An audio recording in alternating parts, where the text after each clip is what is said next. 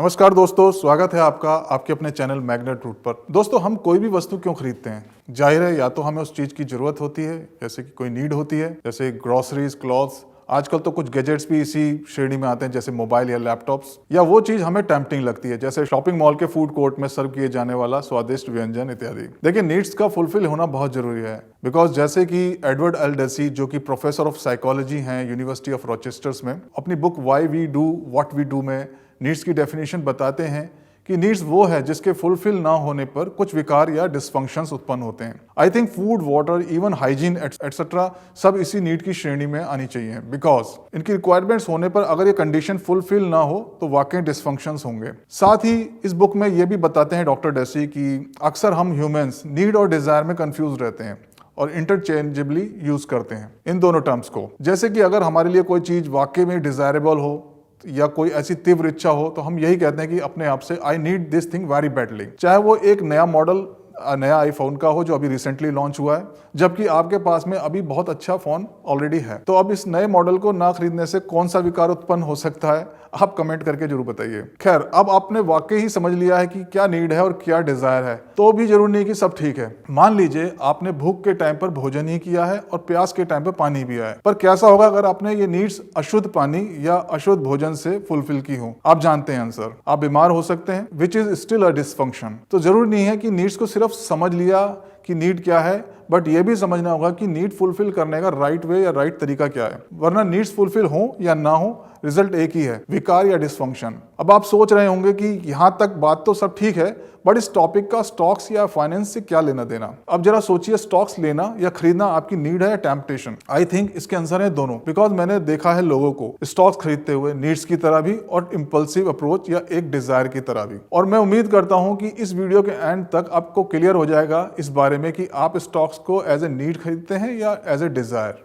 अगर नीड की बात करें और कंपेयर करें अभी जो डेफिनेशन डिस्कस की है, तो अगर नीड नहीं फुलफिल हो तो डिसफंक्शंस जरूर आएंगे, जैसा कि मैंने अभी कहा है। अगर आप सोच रहे हैं कि डिसफंक्शंस और वो भी स्टॉक ना खरीदने से, देखिए, जरूरी नहीं है कि जो नीड्स आपकी हैं उसे आप टाइम रहते हुए एक्नॉलेज कर सकें या पहचान सकें। जैसे भूख प्यास के केस में आप कर सकते हैं, बट फॉर एग्जांपल हाइजीन, आपको लगे या ना लगे, बट आपकी ये नीड है, बिकॉज इसके फुलफिल ना होने पर आपको कुछ समय के बाद पता अवश्य चल सकता है in the form of skin problems, जो ऑलरेडी एक डिसफंक्शन ही होगा। The same applies to savings and investments. आप एक्नॉलेज करें या ना करें, आपको सेव करने की और इन्वेस्टमेंट करने की नीड है, बिकॉज आपने सेव नहीं किया तो क्या होगा और इन्वेस्ट नहीं किया तो क्या डिसफंक्शन होगा। Let's discuss about this. दोस्तों, हम इंसानों के पास एक विशेष कैपेबिलिटी होती है जो हमें दूसरी प्रजातियों से अलग बनाती है, और वो है power to think what is going around in present, power of acknowledging the problem which can arise in future,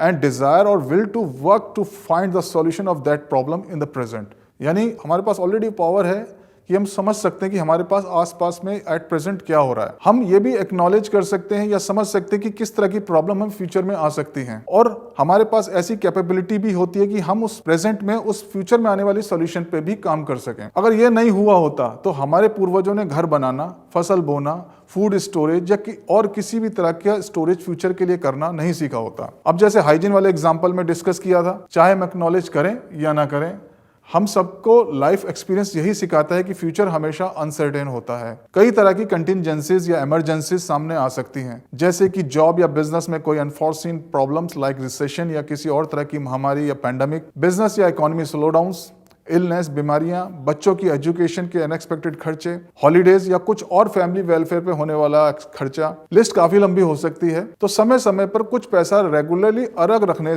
या स्टोर करना रेगुलरली अपनी मंथली इनकम से सिर्फ समझदारी ही नहीं, बल्कि ये सोच हमें इंसान बनाती है, क्योंकि हमें इसे प्रोएक्टिवली एक्नॉलेज करना चाहिए, बिकॉज यूजुअली हम किसी स्किन प्रॉब्लम्स का वेट नहीं करते हैं ये समझने के लिए कि हाइजीन ऑलरेडी हमारी नीड है। So same should be applicable to acknowledge the need to save also. तो need for saving should be clear by now, I hope. But problem सिर्फ सेव करने से ही सॉल्व हो सकती तो कोई बात नहीं थी।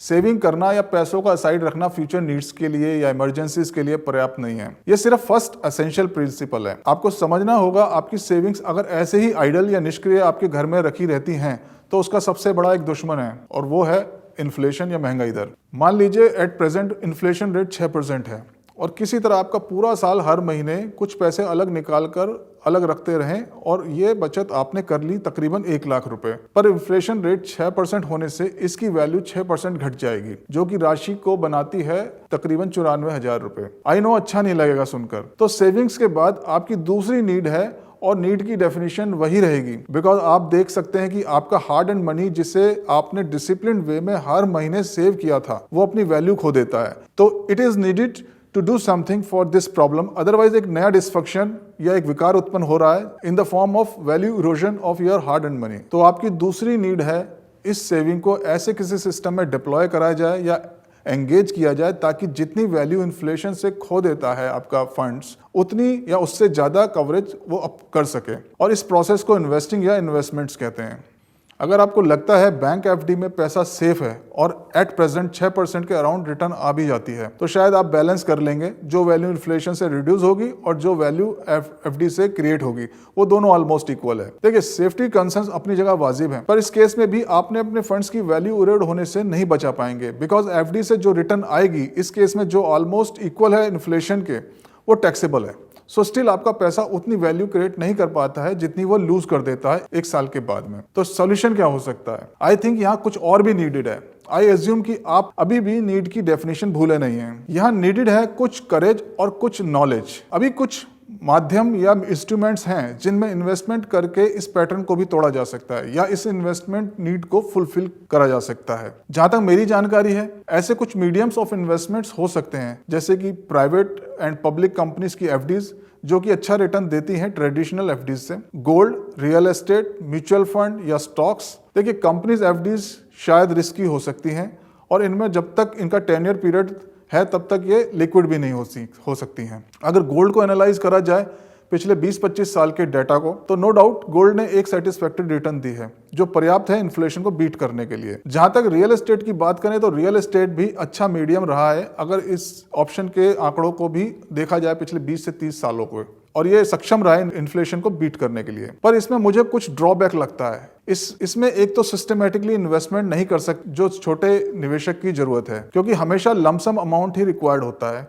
लिक्विडिटी भी उतनी नहीं होती है अगर आपकी इमरजेंसी में कुछ फंड्स की रिक्वायरमेंट आ जाए तो।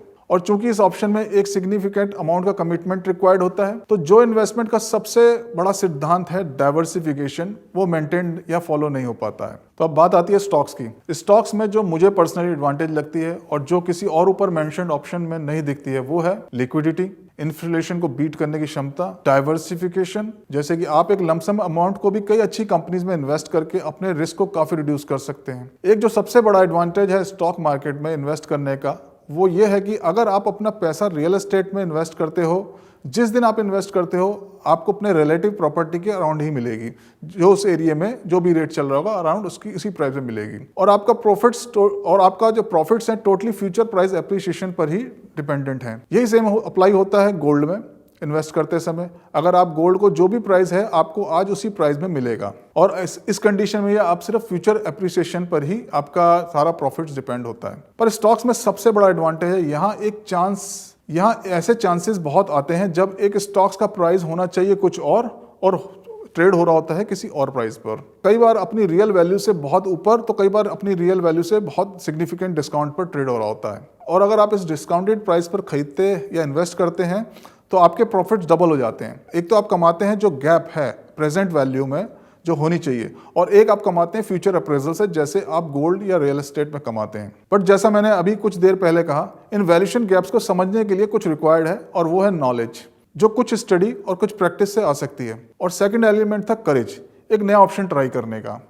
बट स्टॉक्स में एक एडवांटेज और भी है, आप अपनी प्रैक्टिस, स्टडी और रिसर्च को कंसिस्टेंटली टेस्ट और इम्प्रूव कर सकते हैं छोटे छोटे मल्टीपल ट्रायल्स एंड एरर्स से, because you can start systematic investments too. आप हर महीने बहुत थोड़ी सी राशि इन्वेस्ट करके भी सिस्टम का पार्ट बन सकते हैं, जो और शायद किसी इन्वेस्टमेंट इंस्ट्रूमेंट्स में नहीं होता है।